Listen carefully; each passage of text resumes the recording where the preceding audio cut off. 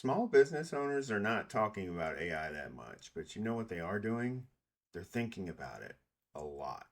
You know what else they're doing? They're starting to use it a little bit more every day. And how do I know this? Because I recently was privileged to lead a group discussion on behalf of my local Chamber of Commerce with 18 small business owners, all very enthusiastic about AI, all over the spectrum, from people who know AI as a thing but have dipped their toe in a little bit to people that are using AI agents for very crucial parts of their business and all parts in between. And what they shared with me will absolutely change how you talk about AI, how you think about AI, and most importantly, how you use AI. I asked everyone in the room three questions. What AI tools were they using?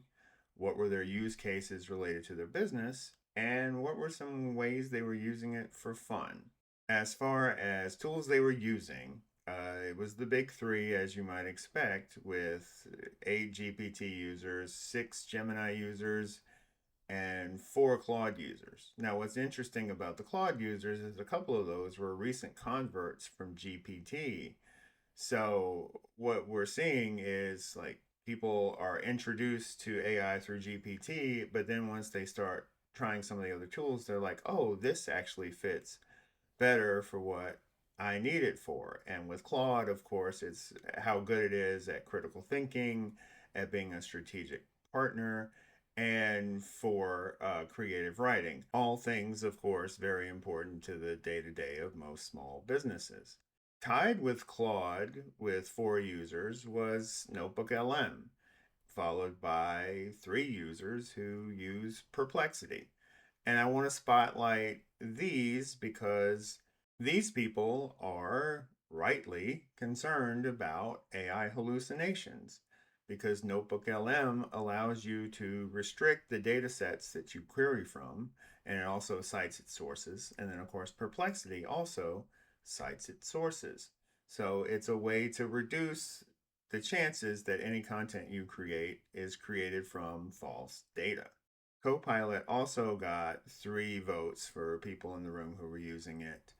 And what was interesting about that was one of the users works in finance, and he said that Copilot was great for allowing them to stay within the regulations that they have to adhere to in that business, citing that because it's integrated with Microsoft tools already, that it's very easy to maintain audit trails and things like that that help you stay within regulations. As for business use cases, most of the feedback was what you would expect, mostly things having to do with communication, right? So, writing emails, writing proposals, writing content for social media, those type of things. However, there were a few stories that kind of rose above the rest. The estate planning attorney who used to spend a lot of time drafting documents that would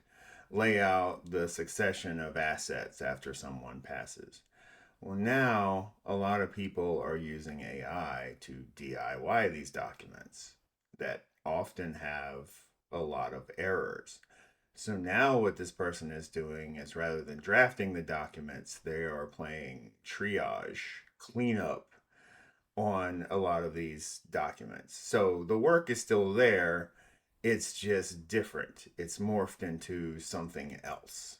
Then there was the lady who said she had a husband who was creating a bourbon tasting app, I believe she said. And what's noteworthy about that is this person didn't know code from a hole in the ground. They literally had AI teach them what they needed to do in order to code. And according to this woman, she said her husband is like, yeah, I understand coders now, right? Because apparently he would obsessively start coding into the wee hours of the morning, right? Because he had gotten that developer bug because he had skilled up because of AI tools. And then there was the lady who said she uses it to de escalate after stressful meetings. So think about it. You're in a meeting where you have all the best laid plans that are going to take the company in an amazing direction, and then it doesn't stand up to the scrutiny of your peers or whatever it is. It's causing you a lot of stress. So she says she leaves the meeting and then talks to a particular chat that she's trained on de escalating herself after these meetings. Let's review. So we've got someone whose work hasn't gone away because of AI, but has drastically changed. We've got someone who's learning a completely new skill set. And then we have someone who is using it as like a pocket counselor for a very specific type of stress.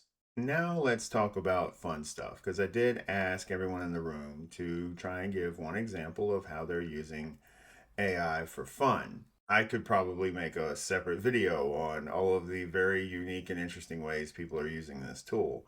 But of note was, first of all, this lady who uses it to write birthday limericks for people. So on their birthday, like she gives them a little information about the person, maybe some embarrassing stories or whatever, and it's able to compose them into a limerick, which I guess is used to embarrass the person, which is chef's kiss, amazing. Another person was using it to solve the age old problem of what do you do when an 8-year-old starts going, why is the sky blue, daddy? Why do zebras have stripes, daddy? And so on and so on. So, what this person did was every time he is met with inquisitive 8-year-old daughter, he gets AI to craft answers that make sense to an 8-year-old's world.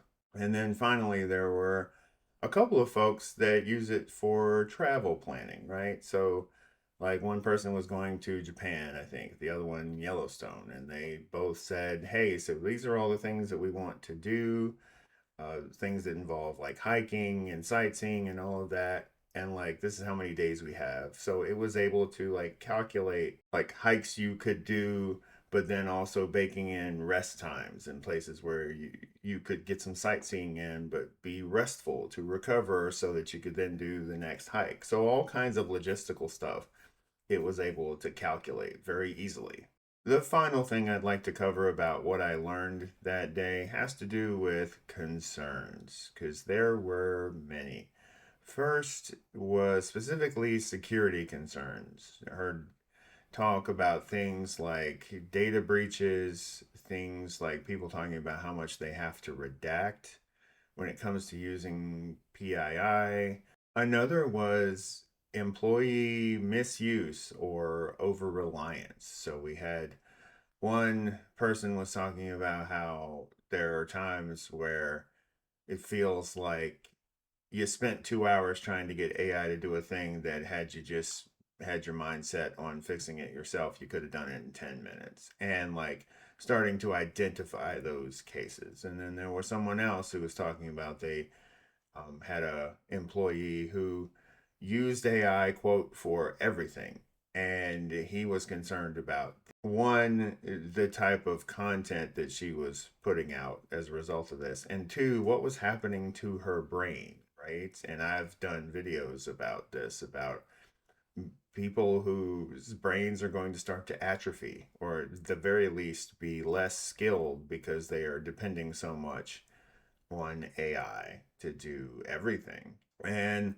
last one I want to cover is the fear of being left behind. So the energy in the room was incredible, right? So like once I got people sharing, and you could tell that like the energy was feeding one after the other. Like the next person was even more jazzed to talk about what they were doing compared to what other people were doing. But unfortunately, the fallout of that was several people coming up to me afterwards and saying, I didn't realize how far behind I was, right? Like I'd heard about AI, I knew I needed to use it for my business, so I started implementing it in these ways.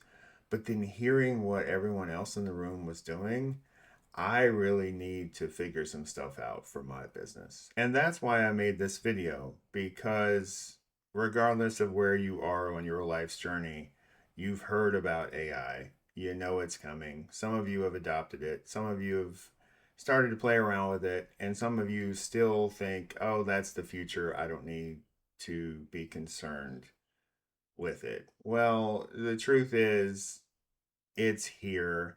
The sooner you adopt, the better off you will be in the future. If you like this video, I would appreciate a like with the big thumbs up. Also, subscribe to this channel for more content like this, exploring what life in the AI future will look like and how to position yourself to take advantage of it. Thank you so much for watching, and we will talk again soon.